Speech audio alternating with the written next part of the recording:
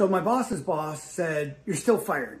Let me explain why. So I took this cool job as a mechanic for a huge landscaping company. And I kind of knew the family that owned it kind of a little bit. So I got a cool job working in the shop, working on machinery. It was springtime, and we were getting stuff all ready for the season.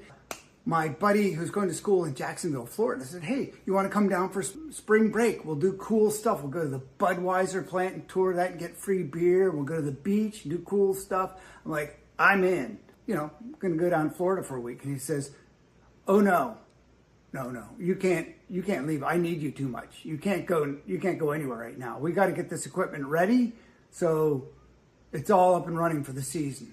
I'm like, "Oh, well, that's not good." I booked my plane ticket and I fly down to Florida during spring break and hang out with my buddy, and we go to the Budweiser plant, and we go to the beach. And so the first day I'm down there, I call in and I say, "Hey, I'm not going to be into work today. I'm calling out sick."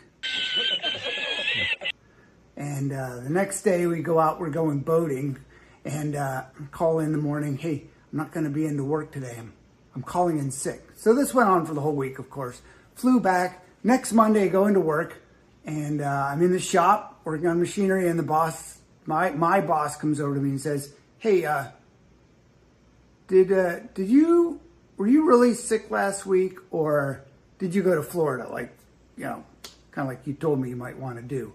And I said, "Well, to be perfectly honest with you, I went to Florida, but I tried to tell you ahead of time that's what I was going to do. It was important to me, and so I just went and called in sick." And he said, "Well, that's not cool. That's not going to work for me, because I need you here, and we got to get this stuff done, and so I got to let you go because I can't have people not showing up for work." And I'm like, "You kidding me? You just finished telling me how much you needed me here to fix machinery, and now you're telling me I can't be here to fix machinery because you need me so much because I was gone. Now, because I was gone, you're going to let me go, then I'm still not going to be here. That makes no sense to me," but whatever. I was young then, so I didn't really get it. So I go to the vice president of the company, which is my boss's boss, and I say, "Hey, I got a little problem here. Here's what happened." Tell him the story, and he's like, "Well, I understand what you're saying there, and I can appreciate your position, but you're still fired because I got to stand behind my manager. So, sorry, kid." So that's how I got fired that time.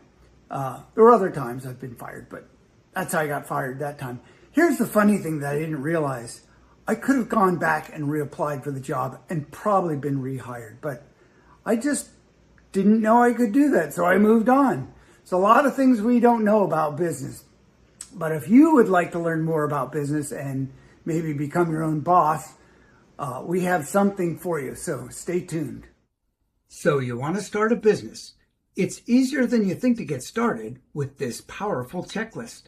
Download it now. It's free.